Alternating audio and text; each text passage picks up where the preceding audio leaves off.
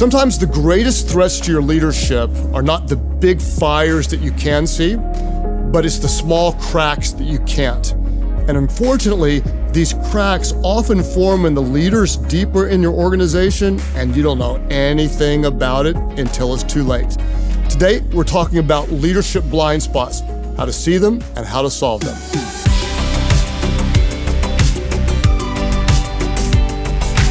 Hey, welcome to another episode of the Groeschel Leadership Podcast, where our mission is to help you become a leader that people love to follow. If you're new to our community, I want to tell you about the Leader Guide. You will want to get it. It's got a lot of helpful information for you. Go to CGLP.com and download the Leader Guide.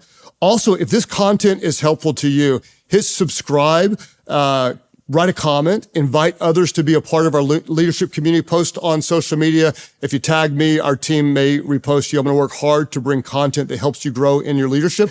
And if you would help us get the message out and expand the community, it would mean the world to me. Now, in the last episode, we talked about two of the problems that often lurk below the surface. Number one, we talked about leaders that lead up well, but lead down poorly. Number two, we talked about the leaders that hit the goals, but hurt the team. If you haven't listened to those yet, pop back and grab the last episode. Today, in this episode, we're going to cover 3 and 4. Number 3, sometimes you have leaders in your organization that care about the people, but they tolerate underperformance. And number 4, you'll have leaders that keep control, but kill the ownership. Let's dive into these two in detail, and then we're going to try to solve these problems before they hurt your culture.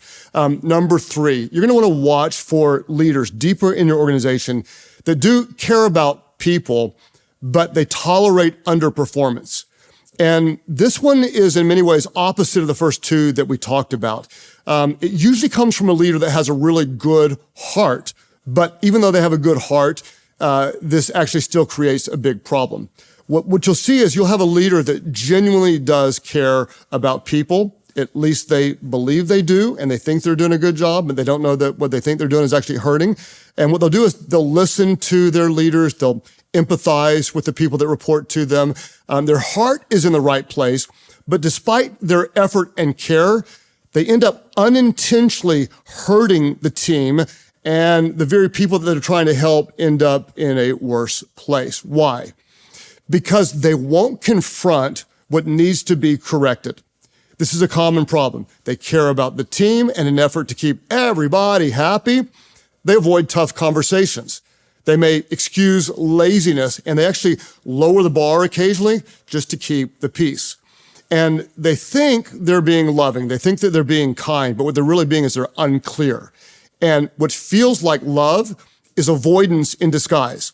They think, hey, I'm being nice to you. I'm not being hard on you, but they're actually letting problems go without addressing the problems, and that creates even bigger problems. And here's how you'll see it play out. Sometimes you're in a meeting and you've got a team leader that shows up late again. And so the leader might either ignore it or they might joke about it, but doesn't address it. There might be a big problem on the team, and it's obvious to everyone in the room. But the leader doesn't talk about the problem. The leader maybe intuitively wants to be liked more than they care about being effective. And this is one of the reasons why it's incredibly deadly, because in your culture, if you've got a good-hearted leader that won't address problems, they're going to create what many have called sanctioned incompetence. What is sanctioned incompetence? You can look it up online and read a lot about it, but a real simple definition is it's simply allowing underperformance without correction. It's letting something go on your team that is not right, is not helpful, doesn't move the mission forward, and just letting it exist. And you've probably seen this at some point. You might even work right now with a team member that's underperforming. And everybody around knows she's not carrying her weight or he's not getting it done. And you've got a leader that doesn't address the issue. Over time, what happens is this leader unintentionally lowers the bar and basically says, we tolerate low performance. What is your culture? Your culture is a combination of what you create and what you allow. It's what you expect and what you tolerate. And so if you allow people to show up late, they'll show up later. If you allow people to miss deadlines, they'll keep missing deadlines. If you allow people to underperform, you're not creating drive on your team, you're creating resentment. I tell our team this all the time. What you permit, you promote. Whatever you allow, you're going to get more of it. And so if you permit underperformance, your culture, your team members, they're going to stop striving for excellence and they're going to settle for mediocrity. You're lowering the standard. If you can allow me to talk about my faith for just a moment. Jesus, the Son of God, when he came, John 1 tells us he came full of grace and truth. I like this.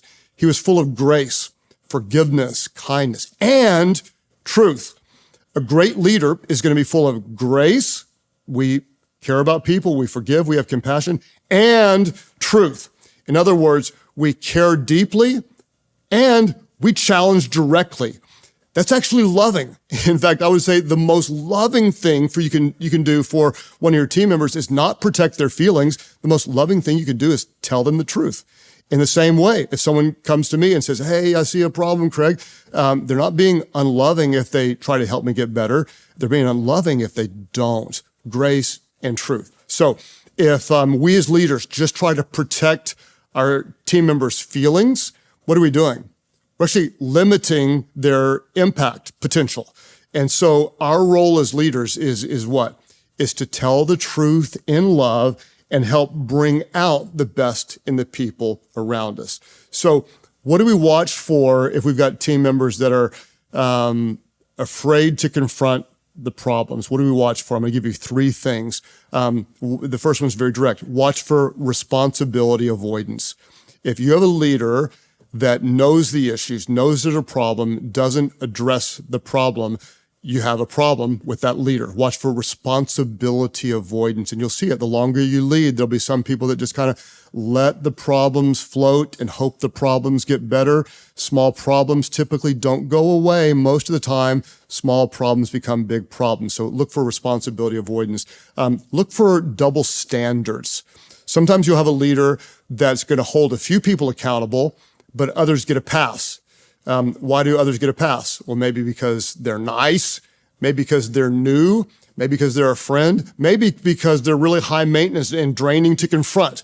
Whatever it is, watch for double standards. And the principle is this: you'll never have a consistently healthy culture with inconsistent inputs.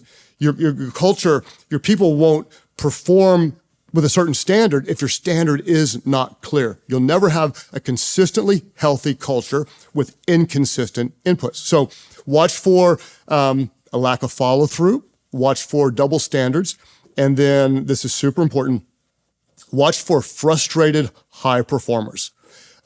If you're high performers, the best players on your team, if they're consistently forced to carry the load and to make up for other people that aren't doing their part, eventually either they won't care or they won't stay. Eventually they're going to say, hey, I can't carry this forever. And they're just going to kind of lower their own standards, or they're going to say, I'm going to go somewhere else where I can do more and be more valued.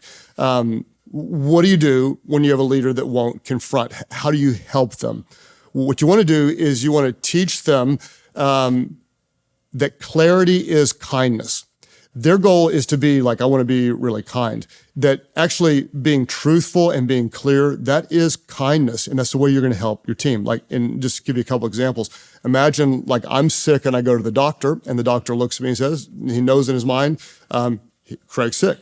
Maybe he's going, but I don't want to hurt his feelings. And so he doesn't tell me. Well, that's silly.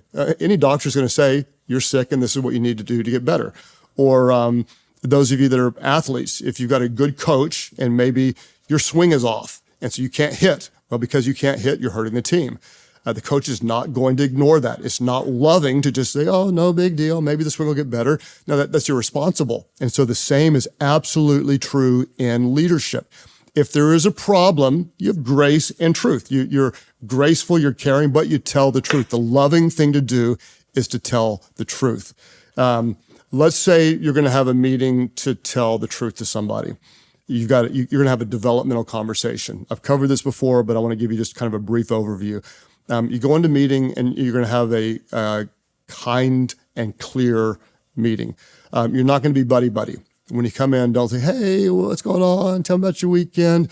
I always like to just be very direct and just get right into it. And you're going to say some combination of this framework that I'm going to give you. You're going to say something like, hey, things aren't going well. Or, hey, we're not hitting your numbers. We're going to tell them something off the top. And we're not being rude. We're just being lovingly direct. Things aren't going well, and I want to help you succeed. I want to help you win. I want to help you get there, whatever. And so here's what needs to happen. And then you tell them, here's what needs to change. It might be attitude. It might be behavior. It might be when you turn your numbers in. It might be how you achieve your numbers. But here's what specifically needs to improve by when. And then here's what I'm going to do to help you get there. I'm going to get you a mentor. We're going to get training, whatever it is. And then you tell them, if you hit this target by this time, we're going to celebrate. Great job. And if you don't, we're going to make a change. And let me just say it again, because this is super, super important. We're not being buddies. We're being direct. Hey, things aren't going well. We need to improve. I care about you, so I'm here to help you improve. Here's what specifically needs to happen and by when. Here's what we're going to do to help you get there. If you get there, awesome, great job. We'll keep on crushing things. And if you don't, we're going to need to make a change. That's actually very, very kind and very loving. To not do that, if you don't do that, what's going to happen is they're going to continue to frustrate you. And one day you're going to come in and go, I can't take it anymore. And that's not good for anybody. Clarity is kindness. This is something to watch for if you've been leading long enough and your team gets big enough. And let me just warn you, what's going to happen at some point, you're 5 years in and now you've got 12 employees instead of 2, or you got 60 employees instead of 10 or whatever. What's going to happen at some point is you'll probably over-promote someone. You're going to over-promote an underproductive leader. Just because they were effective somewhere else doesn't mean they're a great leader. But we tend to think, hey, they were great in this role, so we're going to put them as a leader. And this happens all the time. I've done it. You'll do it. We all do it. We don't like it, but it tends to happen. And it's been called the Peter Principle. The Peter Principle, you can read more about it, but people tend to rise to the level of their incompetence. It's horrible, but that's kind of what it is.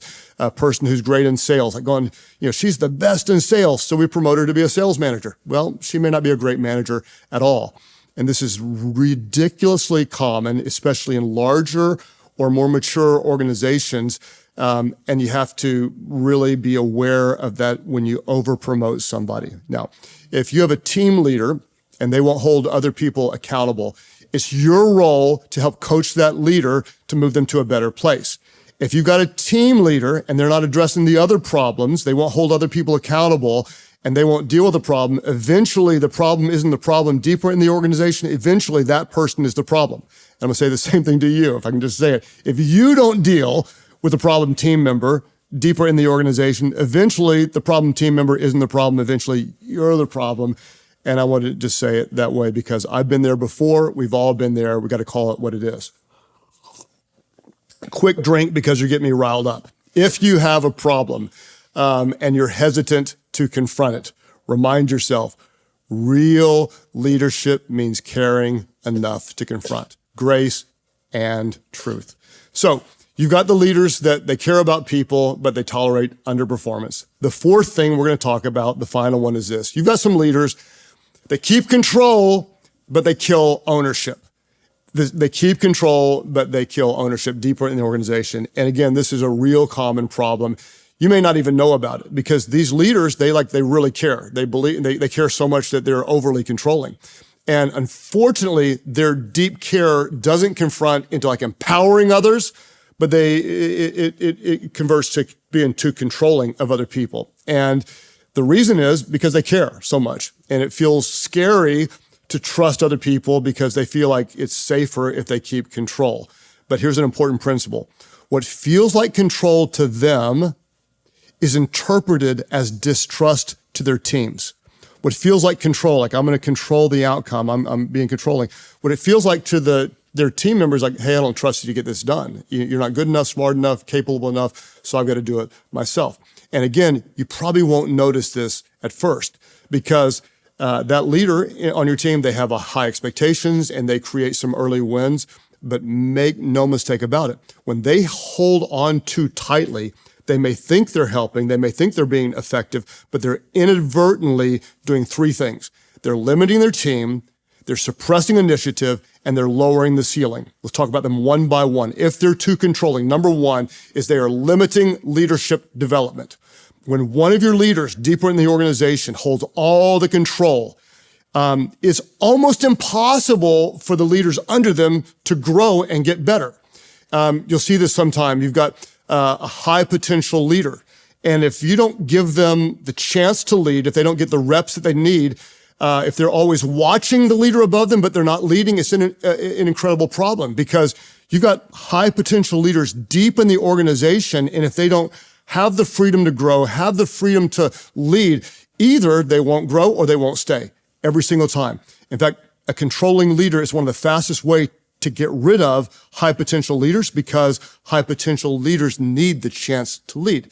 So what do we talk about a lot? Where do you find great leaders? Remember, we don't find great leaders.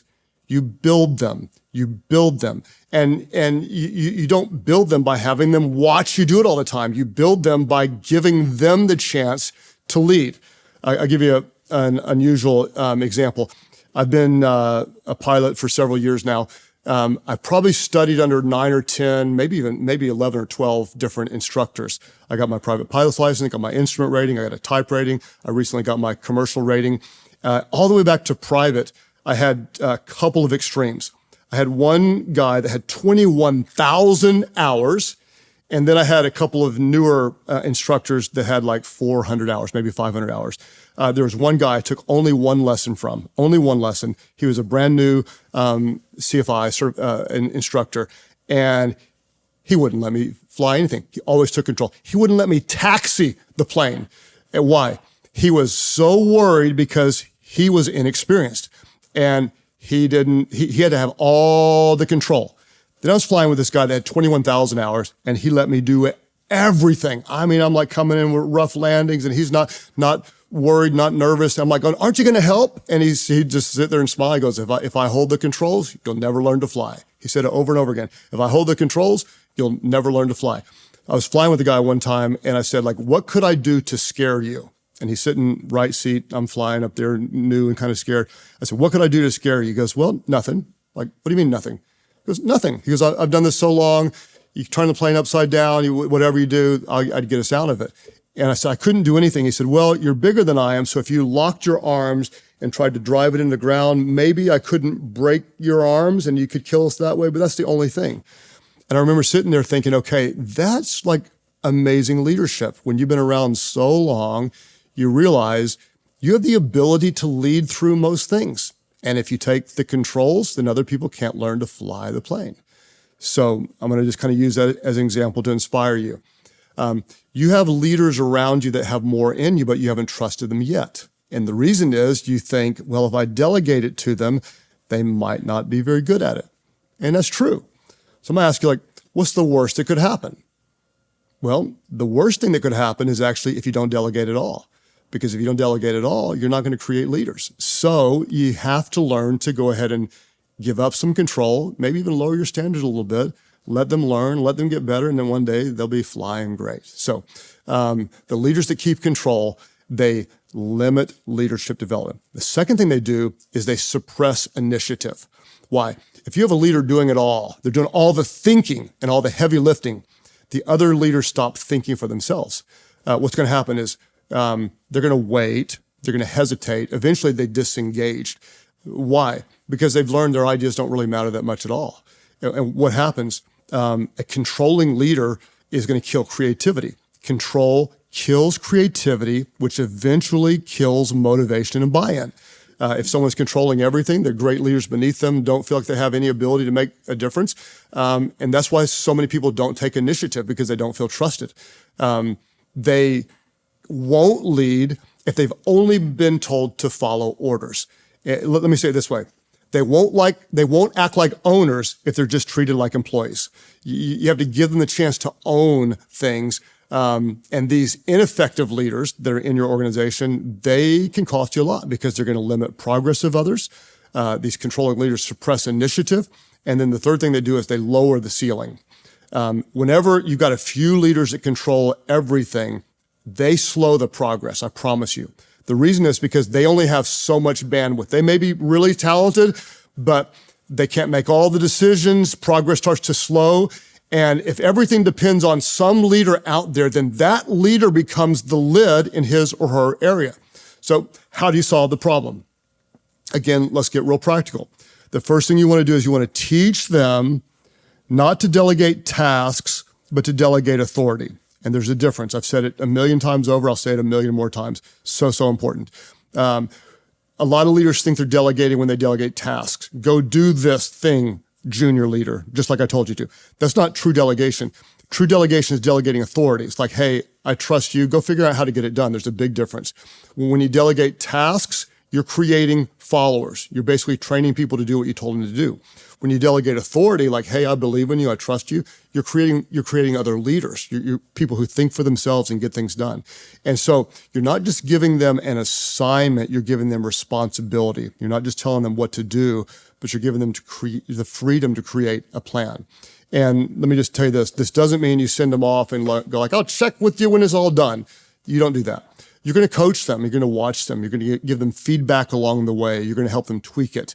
You might ask them some questions before you just set them loose. Like, okay, go create a plan and let's talk about your plan. Like, who are you going to ask for advice? What kind of budget are you thinking about for this? What kind of timeline? What do you think you can get done and by when? And then, well, what if that doesn't work? How are you going to adjust? What's your fallback plan? After the project, you're going to meet with them too. And you're not just going to say, great job, or that was horrible. You're going to say, hey, what went well? What'd you learn from it? What will you do differently next time? Now, what if they don't do great? Spoiler alert. A lot of times they won't. And you have to look at it and say, that's not a total failure. That's growth in motion. Because when you're delegating authority and when you're developing team members, the goal isn't perfection. The goal is progress and ownership. You're going to teach them, I'm delegating responsibility, and we have to teach our team members who are too controlling, teach them to embrace imperfection as a part of the progress.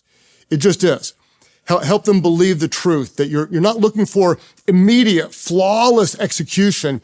You're looking for growth. You're looking for confidence. You're looking for future multiplication. And remind yourself, remind your team, you can have control or you can have growth, but you can't have both. John Maxwell always said, if someone can do something 80% as well as you, give it to them. I admire, respect John. He's probably right. I say, hey, if they can do it 70% with potential momentum, give it to them. In other words, like, I actually need to move faster. And so I'm going to say, if they can do it 70% and they've got potential upside, hey, give it to them. And don't just assume they're going to do it well, stay involved. And if they do it 70% this time, next time it might be 75. One day it's 95% as well as you. One day they're doing 120% of what you did because they're becoming experts. You're going to help make them great. Now, some are going to say, okay, what if we make our leaders great and they leave? What if we help them become great and they leave and go to work somewhere else? It's a fair question. A better question is, what if you limit them and they stay? What if you don't make them great and they stay? So let's review the big ideas. Super important. I'm going to slow it down. We talked about 4 over the last couple of episodes. Number 1, you have leaders who lead up well, but lead down poorly. They're impressive with you, but they're discouraging to their own team members. They know how to manage up, but they don't know how to lead down. And if you're not intentional, you'll promote performance and you'll never notice the damage that happens beneath it. You got to watch for those. Number 2, you have team members that hit the goal but hurt the team. They hit all the goals, but their team's not healthy. They deliver results, but they don't genuinely care for the people. And if you allow your leaders to obsess about results but not care about people, eventually you lose both. Big issue. Number 3, you got some team leaders that care about people, but because they care so much, they tolerate underperformance. They're kind, but they're unclear. Remember, clarity is kind. Whatever you permit, you tend to promote. You have to help them see that. And over time, if they don't confront lovingly, they're going to quietly corrupt the culture that matters so much. The 4th problem is you've got those that keep control, but they kill the ownership. These are the leaders that hold on too tight, that protect the outcomes. But instead of building leaders, they're actually limiting growth. The control may feel safe, but trust is what builds capacity. Now, this is maybe the most important thing that we've talked about. So I want you to listen carefully. You will see these problems in your organization. If you lead for 4 years, 5 years, 6 years, 7 years, if you're a part of a growing organization, you're going to see someone who's too controlling. You're going to see someone that doesn't confront problems. You're going to see someone that's too hard on their team or someone that doesn't engage with their team. You're going to see these problems. You probably will see them now. I'm going to tell you right now, do not weaponize this content against your team. Don't come in there swinging hard. I saw on a Craig Groeschel leadership podcast this, and you're that, and you come in there like, I literally could see someone deeper in my organization going, and he said that you do not weaponize this content. Your goal is not to take shots. Your goal is not to criticize. Your goal is not to tear things down. Your goal is to love people and make things better. You don't come in with an attitude to point out problems. You come in to bring solutions. You come in to make the place better. Do not weaponize this and come in pointing fingers. If anything, you might want to point some fingers at yourself. Because we all have these problems, and I'll come back to that. What you want to do is you want to be prayerful, be wise, be patient. If you've got some big problems deep in the organization, they didn't become big overnight. They grew slowly. So you probably won't solve them overnight. Sometimes it takes patience. You've got to work with others. And big issue is this. You may see some problems in some team members deeper down, but if you have eyes to see, you might see some of these problems in yourself. The truth is, I've seen all of these problems in me at different times. I've been too intense and not caring enough. I've had problems that I just didn't want to deal with, and I've tolerated underperformance for way, way, way too long. I've been too controlling and not empowering enough. And so don't just come swinging and point at everyone else that they didn't get it right, but have the courage to look in the mirror and see, what does God want to show me? Where am I vulnerable in my leadership? Because these 4 issues, they don't always show up in the metrics. They don't come up in the weekly updates. And if left unchecked, they can erode your culture and hurt your team and ultimately limit your growth and your impact. Now, I want to remind you that our team created a free leadership assessment to help you diagnose the leadership blind spots that you may have. And you'll get some practical questions to help you discover where you can lean in and the red flags to watch for. So go to cglp.com and click to download the leader guide. And I want to just speak to you again, person to person, and tell you that you are not today who you will become tomorrow. There's more in you. You can get better. You're not the sum total of the mistakes that you made in the past. We all make mistakes. We all have problems underneath us. There are so many things in 30 years of leading the church that I'm incredibly proud of and thankful for. And there are other things I look back and go, oh man, I missed it there. I wish I had done better. Do not talk yourself down. Don't live in guilt. Don't live in condemnation. Just get better today. Recognize that the same God who put you in leadership is the same God who's working in you. Listen to what he says. Let him lovingly correct you. And more than just caring about the results, remember to care about the people. And when you care about the people and you have a mission that matters, somehow great people seem to do great things. And so I want to tell you, you absolutely and completely have what it takes to make a difference. Make a difference today.